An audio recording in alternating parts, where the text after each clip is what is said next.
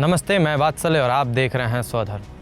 Donald Trump ने कांग्रेस को, वहाँ अमेरिका में संसद को कांग्रेस कहते हैं, तो डोनाल्ड ट्रंप ने कांग्रेस को प्रेसिडेंशियल डिटर्मिनेशन प्रस्तुत किया।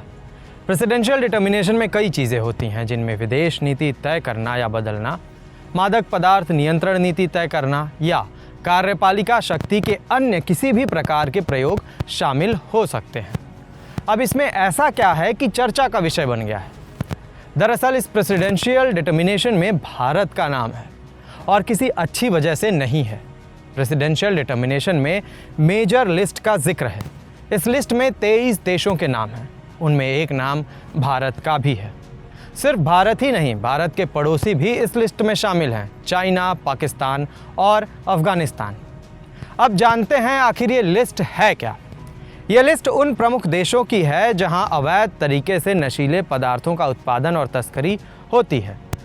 ट्रंप ने कहा कि इन देशों से आने वाली नशीली दवाएं और उनके निर्माण में उपयोग होने वाले रसायनों का उत्पादन और तस्करी अमेरिका और उसके नागरिकों के लिए बड़ा खतरा है। इन 23 देशों के नाम इस प्रकार हैं: Afghanistan, Bahamas, Belize, Bolivia, Burma, China, Colombia, Costa Rica, the Dominican Republic, Ecuador, El Salvador, Guatemala, Haiti, Honduras, India, Jamaica, Laos, Mexico, Nicaragua, Pakistan, Panama, Peru और वेनेजुएला। अमेरिकी सरकार के विदेश विभाग का कहना है कि ये सूची बहुत सारे भौगोलिक, कारोबारी और आर्थिक हालातों को ध्यान में रखते हुए बनाई गई है। और सूची में नाम होने का अर्थ ये बिल्कुल नहीं है कि उस देश की सरकार नशे के खिलाफ प्रयासरत नहीं है और अमेरिका के साथ सहयोग नहीं कर रही। किंतु इन 23 देशों में 5 ऐसे देश भी हैं जिनको नाकाम घोषित कर दिया गया, यानी नशे के खिलाफ प्रभावी कार्रवाई करने में ये देश नाकाम साबित हुए हैं। इन 5 देशों के नाम हैं अफगानिस्तान, म्यांमार, बोलिविया, कोलंबिया और वेनेजुएला। इन 5 में से 2 तो हमारे पड़ोसी ही हैं, म्यांमार और अफगानिस्तान। इन सभी देशों से नशे के खिलाफ पर्याप्त एक्शन लेने की अपील की गई है।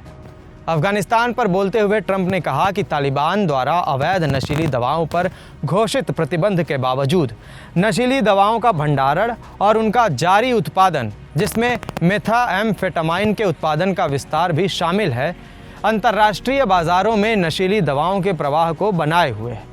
उन्होंने कहा, इस मादक पदार्थ व्यापार से होने वाली आय अंतर्राष्ट्रीय अपराधी समूहों को वित्त पोषित करती है और अंतर्राष्ट्रीय आतंकवादियों का समर्थन करती है।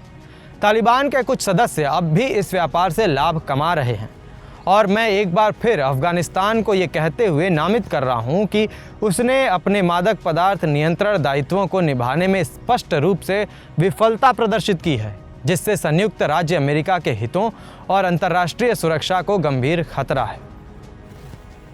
भैया ट्रंप, वो तालिबान है, वो स्वयं एक आतंकवादी संगठन है और अब एक पूरे देश का राजा है। और नशे का कारोबार नहीं करेगा तालिबान तो और क्या करेगा? और दूसरे तरीके से उसे अर्थव्यवस्था चलानी भी तो नहीं आती। क्या दिन आ गए हैं। दुनिया के सबसे ताकतवर मुल्क का प्रेसिडेंट डोनाल्ड ट्रंप अफगानिस्तान जैसे देश से, तालिबान जैसे आतंकवादी संगठन से अपील कर रहा है नशे पर नियंत्रण करने के लिए। खैर, नशे की तस्करी को लेकर चीन पर क्या बोले ट्रंप?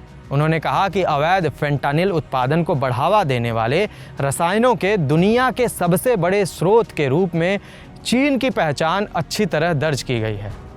उन्होंने ये भी कहा कि चीन अन्य सिंथेटिक नशीली दवाओं जैसे नाइटाजिन और मेथाम्फेटामिन की वैश्विक महामारी को बढ़ावा देने वाला एक प्रमुख आपूर्तिकर्ता भी है। चीनी नेतृत्व इन रसायनों के प्रवाह को रोकने और उन्हें बढ़ावा देने वाले मादक पदार्थ अपराधियों पर मुकदमा चलाने के लिए और अधिक कड़े तथा सतत कदम उठा सकता है और उठाने ही होंगे। तो ये रही पूरी खबर।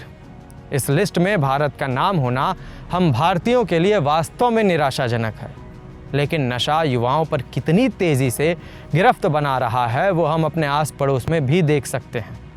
नशे को लेकर भारत का नाम इस लिस्ट में आप पर क्या प्रभाव डालता है, इस पर आपके क्या विचार हैं, कमेंट करके अवश्य बताएं। धन्यवाद।